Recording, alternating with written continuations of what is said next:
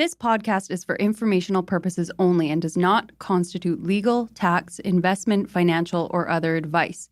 It is not intended to cause or induce breach of an existing agency agreement. Hello? Hello? Hello? This is the Vancouver Commercial Real Estate Podcast.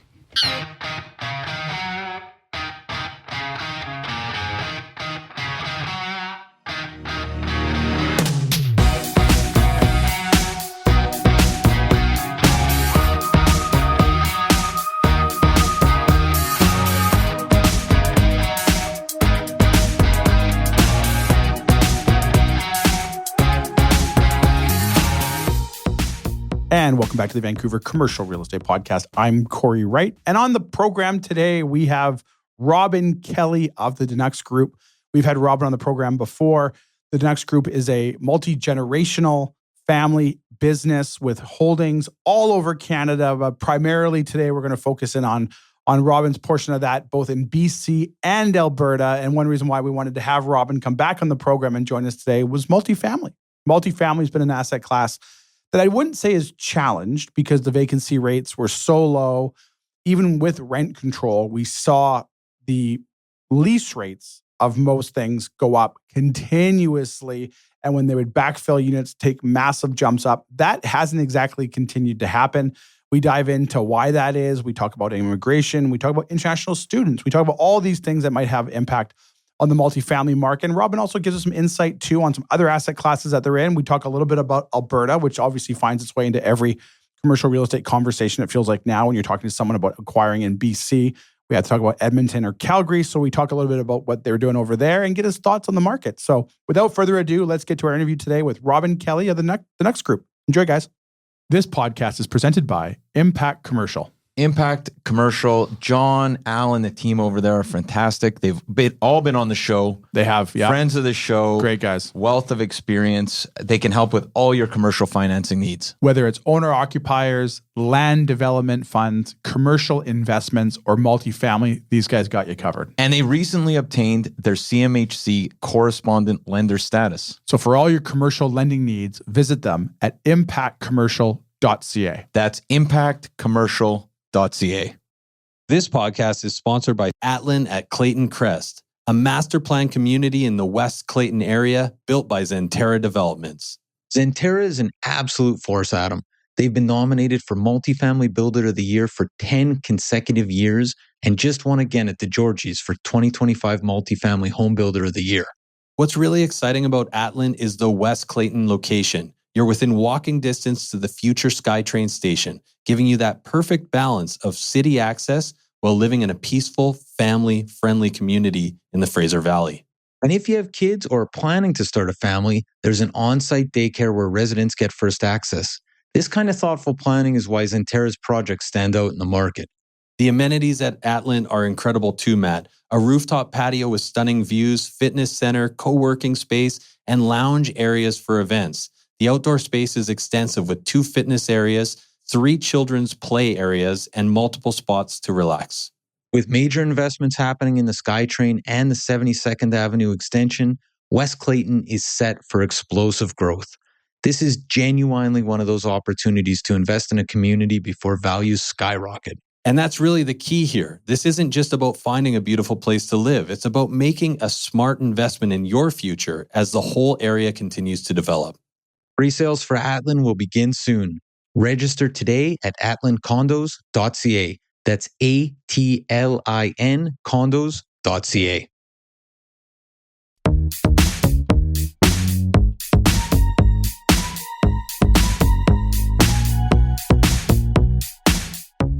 All right, we're here today with Robin Kelley of the Denux Group. Robin, how you doing? Pretty good. Not too bad. How are you? Good, thanks. Well, Robin, thank you so much for joining us again. We've had you on the program before, but today we're excited to kind of dive in to pick your brain a little bit on the multifamily side and what's happened there, because there's one topic that we get quite a bit of interest in from listeners there. But before we get into that, Robin, can you tell us a little bit about yourself, how you got into commercial real estate, Denux Group, and the evolution of it as well? I'll do the short version, I guess, is on before the next. Sure. Basically, it's been around for about 50 years. Family businesses. My wife's family originally had they started it, and we'd expanded. And then in 2009, keeping it brief, we did a butterfly transaction that was planned among family members the next generation. So everyone took a handful of buildings. You went from basically a decent sized company to something that you had to work a lot to grow out of once we divided up. And my wife and I, we happened to get four apartment buildings essentially.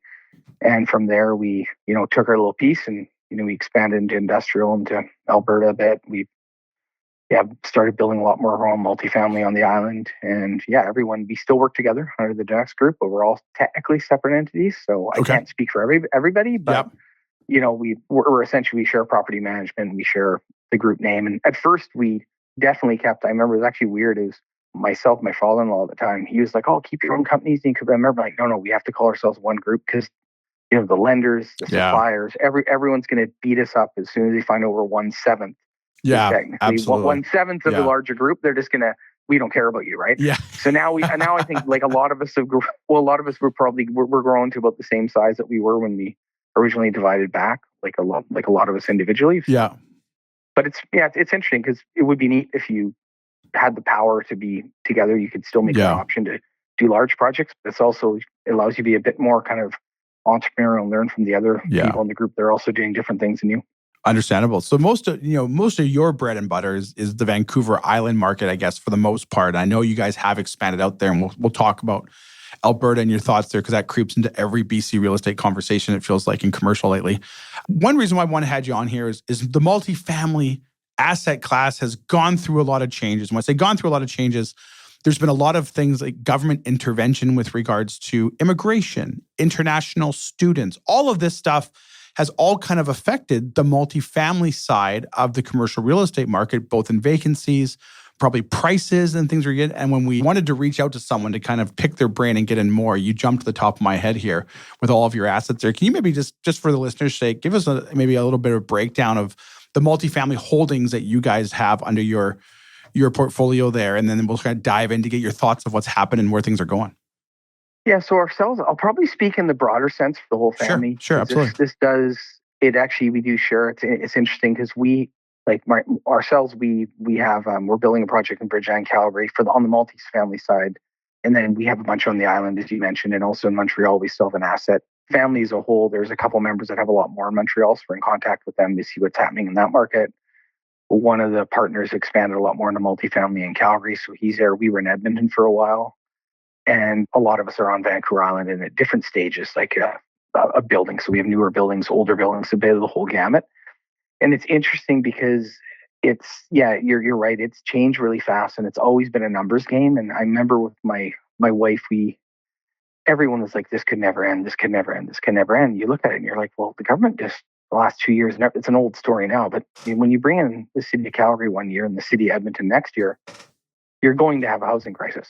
Right. Yeah. And we'd look and we'd see it. We'd see the tenants we'd tour the buildings. And all of a sudden it's a totally different makeup than it was like say 10 years ago or 8 years ago. Yeah. So I think with multi, it's still a great asset. It's just a lot, the MLI, at least in the BC context, what I think happened on the Vancouver Island, everyone's trying to avoid the new seismic code. Okay. Because that's a game changer for construction costs. And then you have the MLI Select giving out basically free money.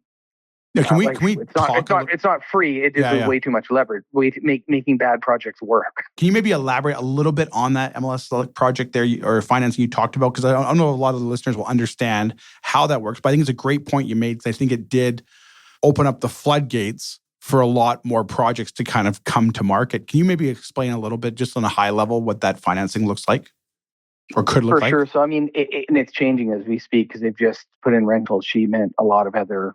It's going to soften a fair bit. But when the program first came out, and we can talk about the BC and the Alberta context, there's basically you had to get a certain number of points. Okay. And once you obtain that certain number of points, they would give you up to 95% of your costs and for construction and takeout. And only you up to 50-year amortization and 1.1 debt coverage. And in a weird, like even if you didn't want that, you're sort of crazy to not take it because they also reduce your CMHC fees. So you paid less fees on your debt for the whole mortgage. So looking at this, the issue, I wouldn't say the issue.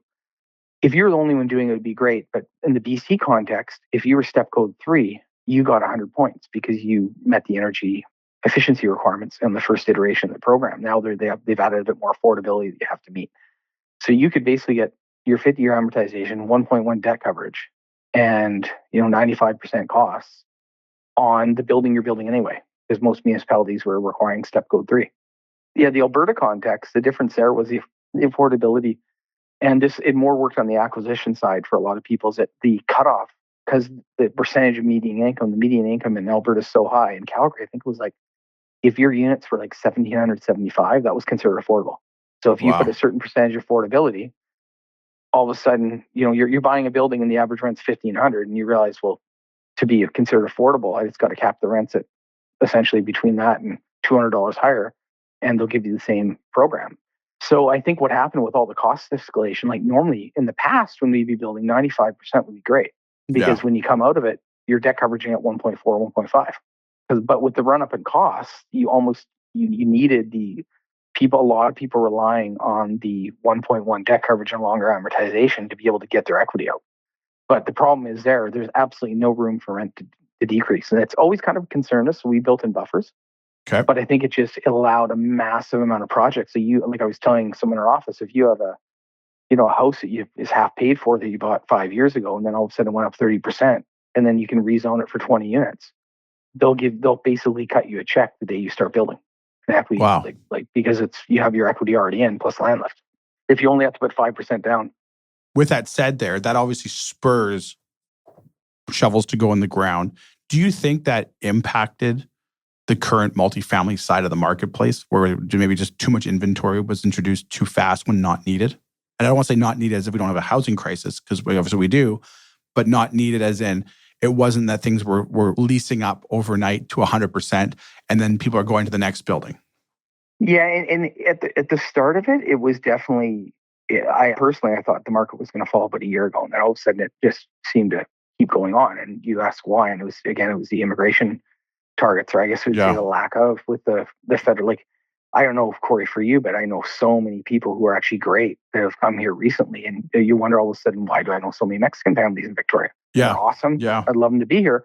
They got in through the same program that everyone else was getting into, and I think the government really underestimated that if you change a requirement to allow someone to come in and just be a student, or and work on limited hours and bring their family in, like, people aren't stupid. If they want to come here, they will figure it out pretty quick how to do it. Like, I spoke with one woman, and she's actually my dentist, and she's great. And she was like, they go to auditoriums with 500 people, telling them, this is the way you get into Canada to do it. And she's like, so many of us came in, and like, honestly, a lot of them are like, they're great. It's a great addition to our country. We need it.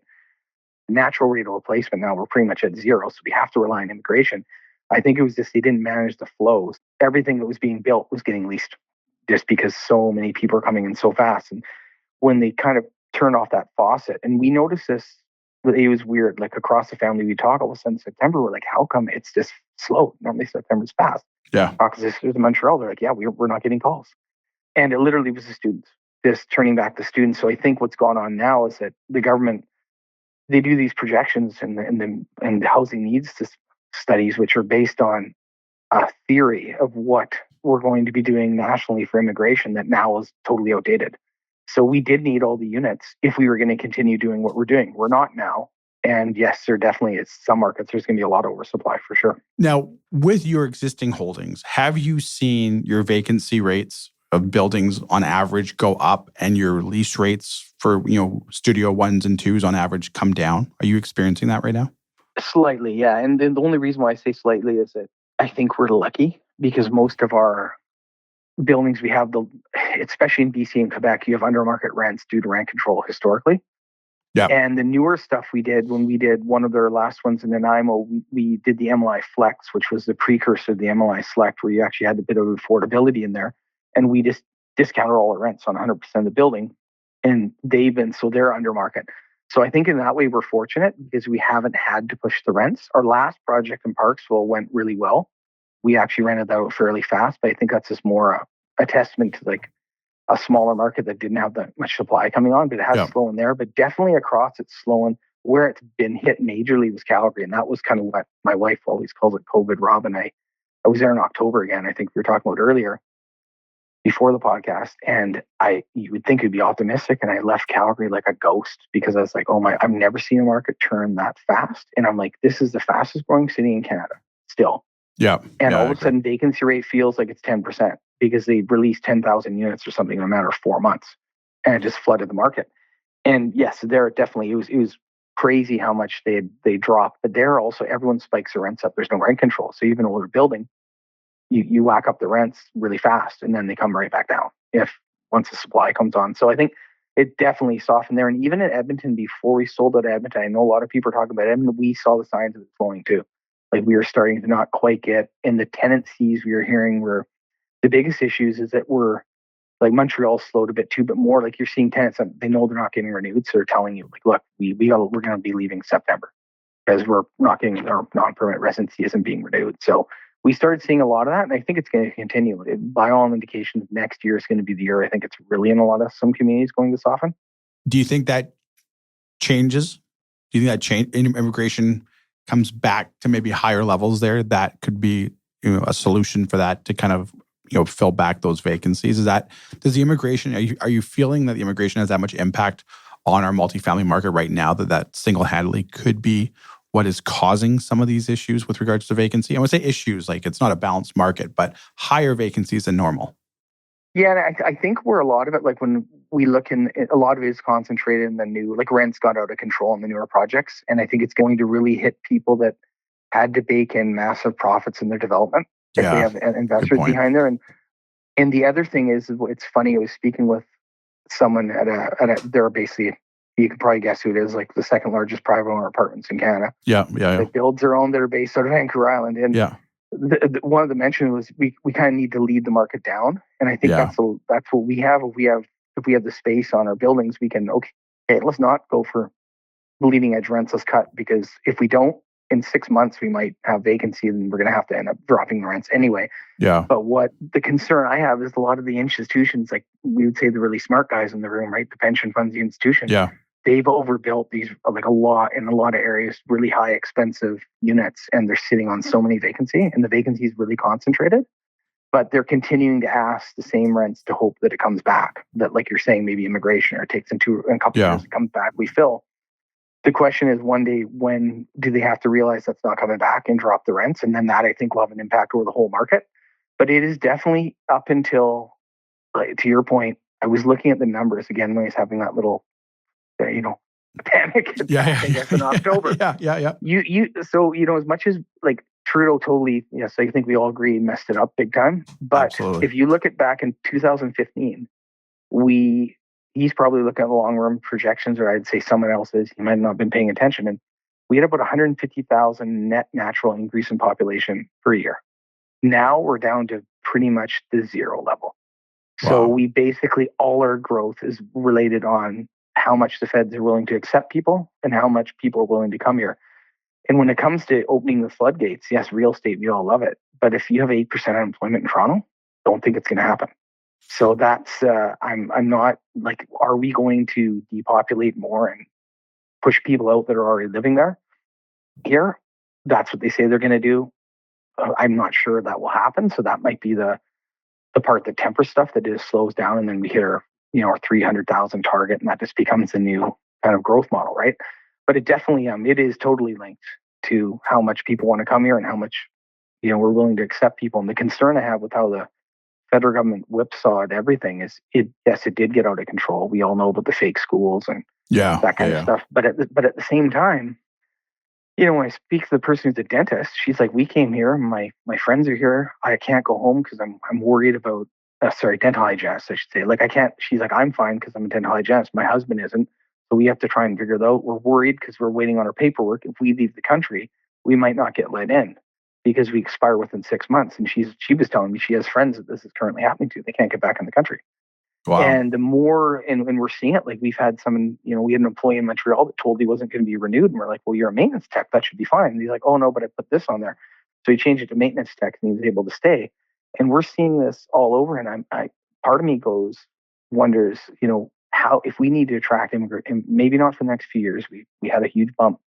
If we want to continue to attract people to our country, and 20 years ago when I was in Ottawa, this was the discussion, is all the other countries around the world are aging and they're going to have to start attracting people too. And you have to be the competitive guy in the room to get people. How does it look when you just got people here under a promise, even though the promise there is a loophole, and you boot them out like that? Yeah, it might impact us negatively in the future to try and get some of the people we actually really want. Is there any markets you guys are excited about? Obviously, like I said, you guys are probably hyper-focused on a few of them, but is there any markets that you guys look at you're really excited about the future? For multifamily or industrial? Well, let's go down asset by asset, because I know the portfolio includes multifamily. Yeah. I know it includes retail, includes industrial. Let's start with multifamily. Is there any markets that you guys are excited about or looking in or looking to maybe expand within on the multifamily side? Well, I'm not sure right now, just because I think the amount of supply coming on there's so much. And if they do go ahead with the immigration, it might be a waiting game. But I mean, Yeah. I think a lot of the markets we're in long term, like Calgary, it's, I go to, like, even though vacancy is high there, I got to give a shout out to Calgary. There's a lot of demand. Yeah, And I I was agree with explaining you on this to someone like I remember like 15 years ago in Parksville, it always had one of the lowest vacancy rates in BC. You have Interesting point. You have four vacancies, you might not fill them for a while because the Yeah. absorption was zero, but there's no supply. There's like balanced market where there's absorption zero, and there's a market that keeps pumping out supply where there's positive absorption. And one might feel like it has more vacancy, but it's got more momentum. And I think that's what Calgary, like I'm looking forward to. Like I think it's going to continue to attract people. The Bridgeline project I'm excited about. And Vancouver Island, we've talked about that too. Like it's still a pretty good place to live. Like we do have to have job growth. Yeah. And we do have a problem with way more people dying than being born. So we have to continuously have them. And that's one thing I think a lot of local people don't really analyze is that if you were to take last year in Victoria and you remove, let's say July to July or however they do it. So the last period that they looked at, and you were to look at the population growth, you remove international immigration and Victoria depopulated by 90 people. Wow. So if you think that and you say, well, what if that's going to happen this year? And then you're like, and you get 6,000 or 2,000 units come on. It doesn't really, the math doesn't compute, right? Yeah. That being said, long term, I think that people are going to move with their feet where they want to locate. And, Vancouver Island is still a pretty good place to live. So most of the areas we're in, like Montreal, I go to Montreal. I'm never upset when I go to Montreal, aside from the traffic. You won't kill yourself. But I mean, it's vibrant. So I think going forward, like if we are in a slower growth period or we have supply, it's not just going to be, can you buy a piece of land and build it, which was happening. It didn't matter where it's working out. It's going to come down to location again. And we've seen that especially in the larger cities. Like if your location's fine and your price right, you'll rent. There's still demand. But if you're in a B location, you're trying to get A rents or something, it's going to be a struggle. What about retail? Where are you going for retail? What markets are you excited in? Well, I would be saying Vancouver Island, but the cap rates are too low. It just doesn't make any sense. Like everything we see is crazy. I think retail, if it's the right retail, anywhere almost that's had population growth for the last 4 years. Yeah. Because we haven't added retail. So and you would know more than I would, but the retail square footage, the square foot of retail per capita, even if we might need a little less of it, say with the internet, whatever, it's still way less than it would have been 5-6 years ago. Yeah. So I think retail is a pretty good one there. And same thing with the kind of retail-y type, small bay industrial. It's trading below replacement still in a lot of markets. That's one thing we talked about quite a bit before we hit record was you guys were speaking, you guys are obviously building in these markets. And it's like, a comment you made that stuck out to me, and maybe we'll get into this now, was you were talking about Alberta and the construction costs. I believe it was small bay industrial you mentioned there, where the rents you're getting now and what it cost you to build back when you built it made sense. But the rents that the market is dictating now, you couldn't build this in today's costs.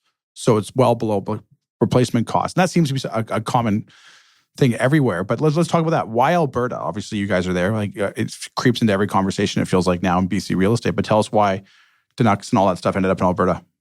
Well, it was just basically, it was 2009, right after Butterfly, we got a retail strip center there. And it was basically, you're looking at you're in Victoria. And if you want to place capital, Victoria's great. If you want to potentially have increase in growth, who knows? You can't really predict the future. But we looked at Alberta at the time, the cap rates are so much higher because people actually invested there to make money, not necessarily to park money. And so in around 2009-10, we got our first assets out there. And we're like, we don't really need capital appreciation. We get a pretty good leverage IRR. We're below replacement. It works out. And that's kind of what started. And then we kind of went sideways for a while. We didn't really do much for a while. And we just had the one industrial building. And I'd always really wanted to get into it. I can't get my head around Victoria industrial. I mean, yes, there's newer stuff now, but it's extremely expensive. And I agree. I think it's probably overpriced. But all the old stuff, it was just functionally obsolete crap, right? Sorry, guys, for the ones who has it in there. But it still serves the purpose. It's good. But if you're looking at a nice industrial building and have good loading, that wouldn't be the stuff in Victoria. It's like, you have a mezzanine above a loading door with no yard, that kind of stuff. So we found in Alberta, you can get stuff that's actually functional. And you're at the time, over 10 years ago, you're looking at the way the world's going and you're like, well, this asset class might have more legs than other ones, which I think we know now it did. And then fast forward a few years later and, you have your employees telling you, these industrial stuff you guys have, it's like, it's crazy. They're always full, spend much, and the books just work. So we looked at it and we started acquiring more. And then over time, we wanted to, renew the portfolio, and you could get land for, $500K an acre. Same thing here on the island. And we're like, if you can build it and get this rent, we can actually build, instead of trying to buy something that was built 10 years ago and pay a premium and have a really low cap rate. Maybe we'll build what the asset that we can't buy. And that's what we did. And at the time, you're $185 a foot, maybe 200 all in, less than that. And you're getting, your rents weren't great, like 13 or something. So you're not getting lift, but you're getting an okay yield going in. Yeah. And that was it. Like, we're like, we'll do a little on the side and we'll renew the portfolio. And then all of a sudden you start looking around the market and you're like, oh, the old stuff's trading for 130, 140 a foot. It costs you 200 to build. So it's below replacement. And then all of a sudden it costs you 280 to build. With the cost inflation we saw, and the old stuff was looking pretty good. So we started buying existing buildings again. We kind of shifted back, and it's, I think, classic real estate. Like you look at the asset that has demand that you can no longer build because the costs are so high. Yeah. And either the rents have to inflate or the demand has to drop eventually, right? Or the costs have to drop. And I think what we see now is the rents definitely started to inflate because there's just all the, there just hasn't been any small bay of substance built in a lot of markets just because the construction costs have been too high and the rents were too low for too long. Yeah. Now the rents are creeping up. I think it's one of the biggest challenges you have. And then I think we talked about the program not too long ago about Kelowna as an example where land prices in some markets, in some cases, have doubled or tripled over the past, 5, 6, 7 years. And didn't you hit 2 million an acre or something ridiculous? It was unbelievable. I remember looking at something before a long time ago, and it was like $500,000 for like an acre or something like that in West Kelowna. I was like, that's nuts. No one's paying that. And then all of a sudden, double or triple or whatever it came, it ended up there. And then you got construction costs, and then financing costs went up, and lease rates, didn't move in lockstep, and nobody could build anything. And I think that's something that a lot of markets have, and that goes to your point there about buying things below replacement cost values. You can't build these products with today's rents, coupled with the cost to build it and acquire the land. So almost like it protects the investment to some degree when you look at it that way. Totally. And I remember when we first built our first one on the island, I remember being like, oh my God, I screwed up. We didn't know what we're doing. I just wanted new. And my wife's like, what's wrong with you? I'm like, oh, I think I screwed up the zoning. We can't put on what I'm doing. I start freaking out. And then it's funny, the conversation, I was like wanting to pull out. And she was like, no, keep it now. She's like, aren't you happy I told you to keep it? And I'm like, yeah, because now we have an asset that no one can compete with. We have small bay with yard in an area where land's transacting at $2 million an acre. And what happened in Nanaimo was the same thing as you were saying with Kelowna. And I remember speaking with someone, we are getting land. I wish we bought every land we could in this one area, like for $400,000 an acre. And the construction costs hadn't inflated. So you're able to build at a decent cost basis.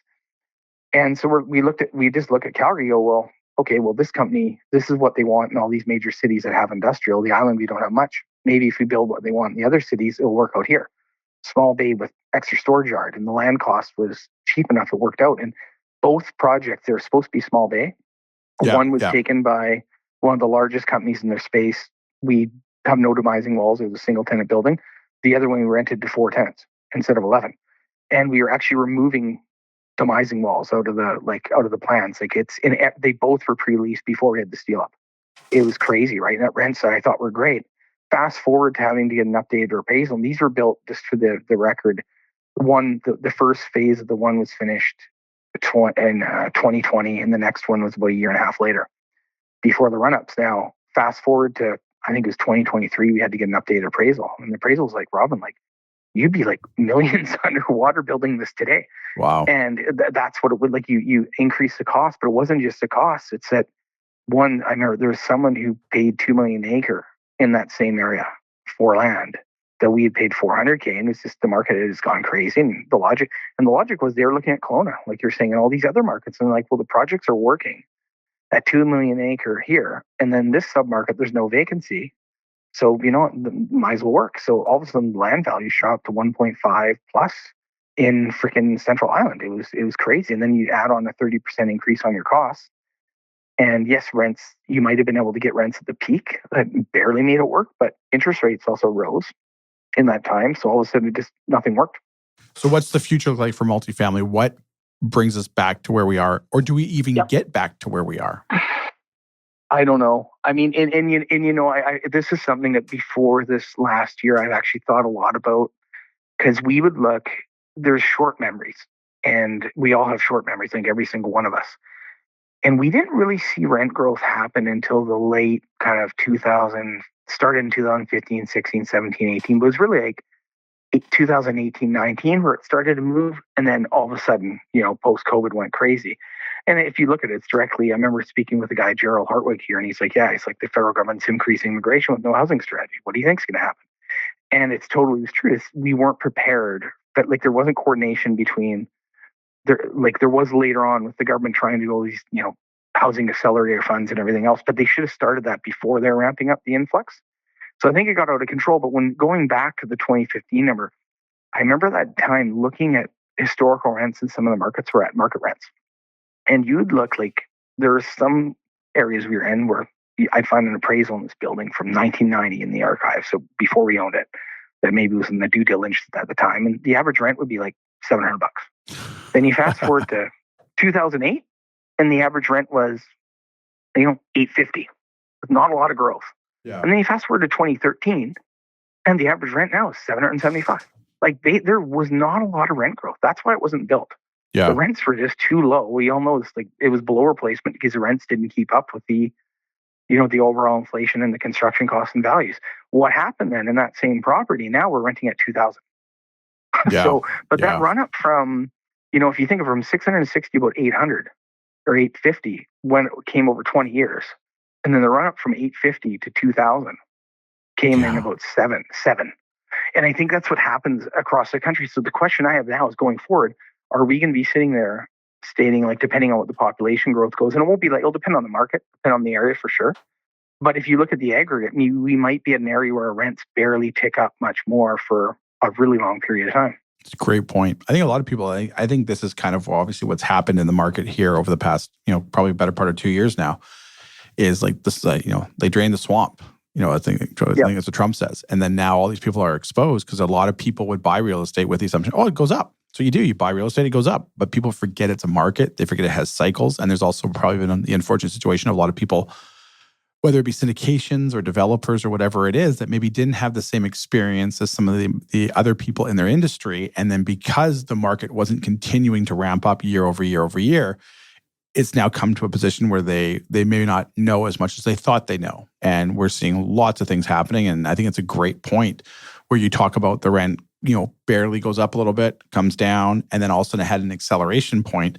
Everyone thinks those acceleration points are going to continue. And it's a market cycle. And right now, you're finding those who really know what they're doing, whether that be development or in the acquisition side of things, are probably okay. And they're probably doing fine. They may not be making the same returns as they once did, but they're not losing money and they're chugging along. And those maybe that had a 10% increase year over year on their performer, whether that be for leases or whether that be for sales on sellable price. It's like those things never worked. They never really ever worked. And there was only a matter of time before it kind of peaked.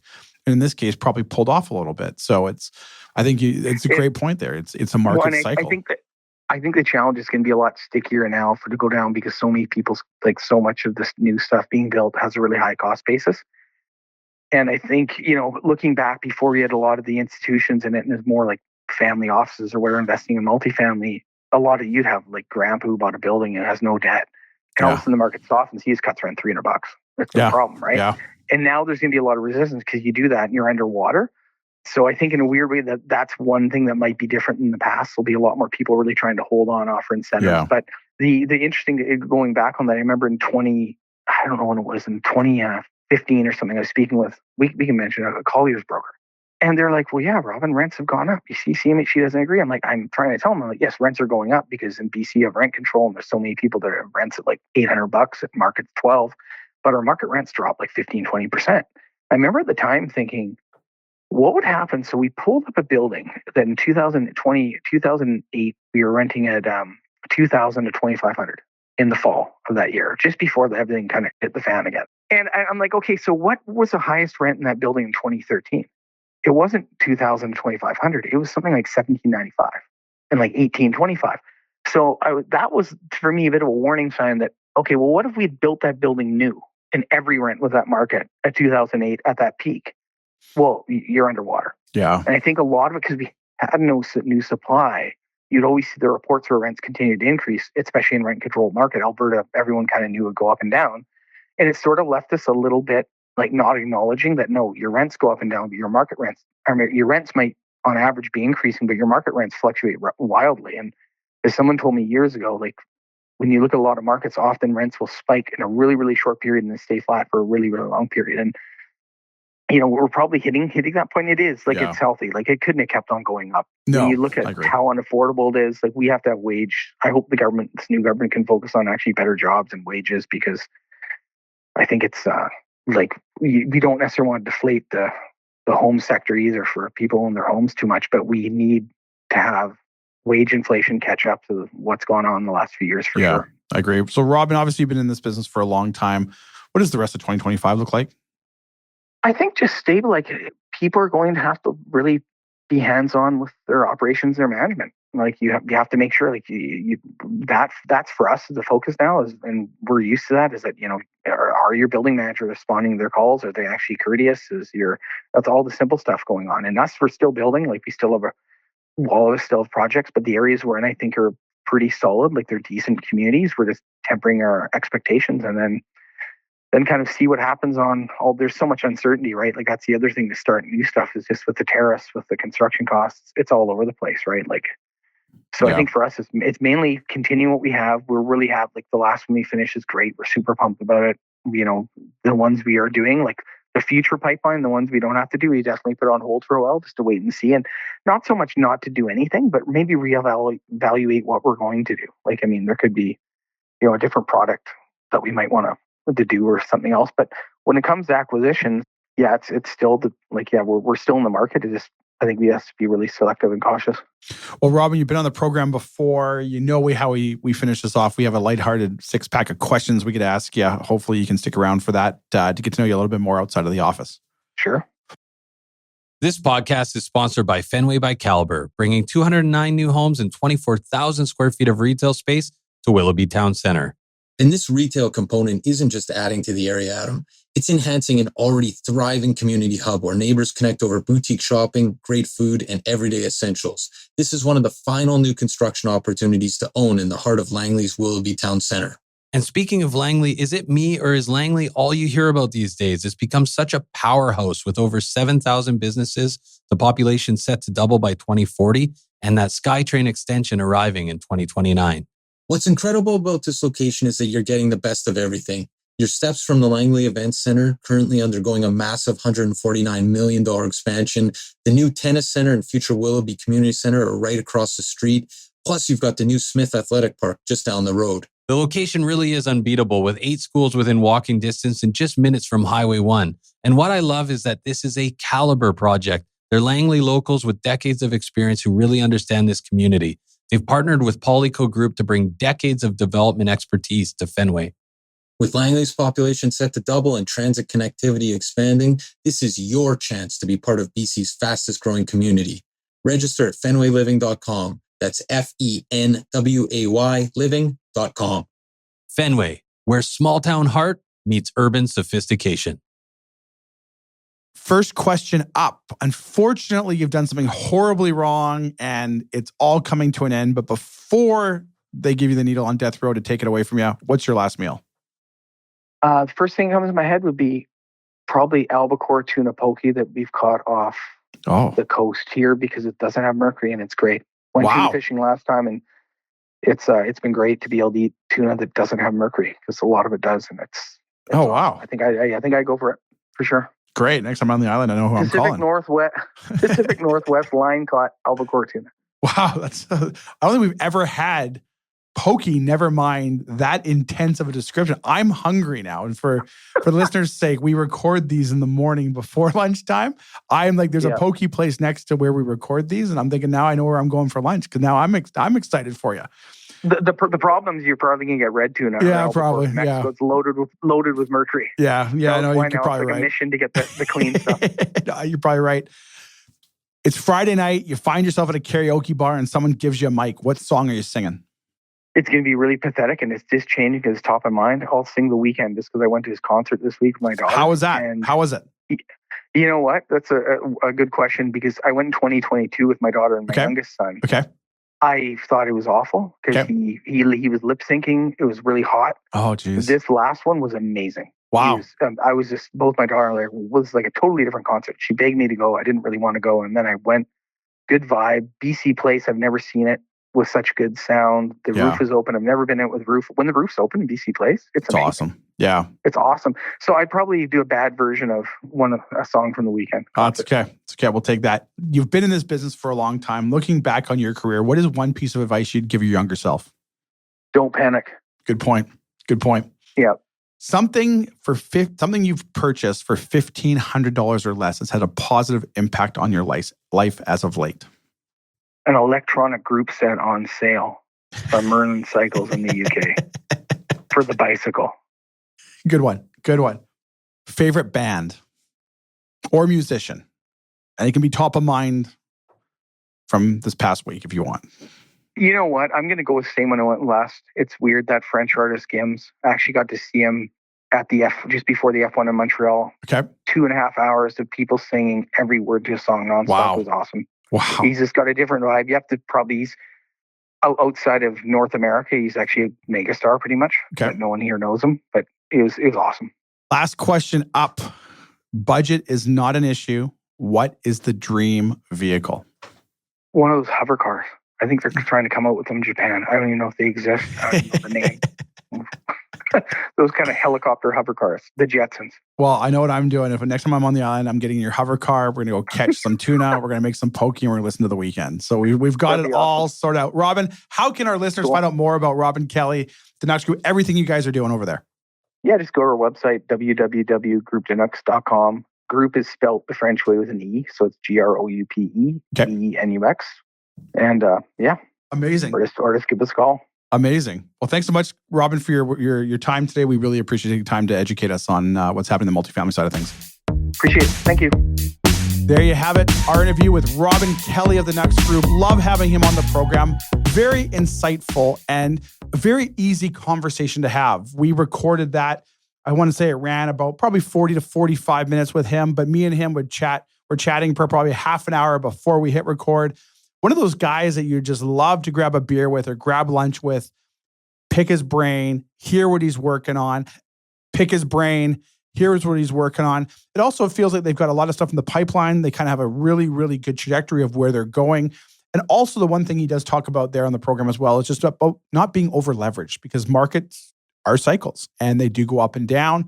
And you do find sometimes if you are at an uncomfortable leverage point and your rents can't maintain themselves or your vacancies do get high, it can be problematic and you may find yourself underwater. May not be the most comfortable situation to be in. So Robin talked a lot about that, which was great insight as always. I also found the part too where we talked about rents going from like 750, 700, 800 back to 775. A lot of people make the mistake, especially investing in BC real estate, that you just buy it and it goes up. But it is a market cycle and there is always something out there that could impact it that has nothing to do with the buildings or anything like that. Right now, tariffs are obviously a big thing that we hear a lot about, and the political uncertainty surrounding those things between the countries, that definitely could impact lease rates. It could impact prices, of which have nothing to do directly with the asset itself.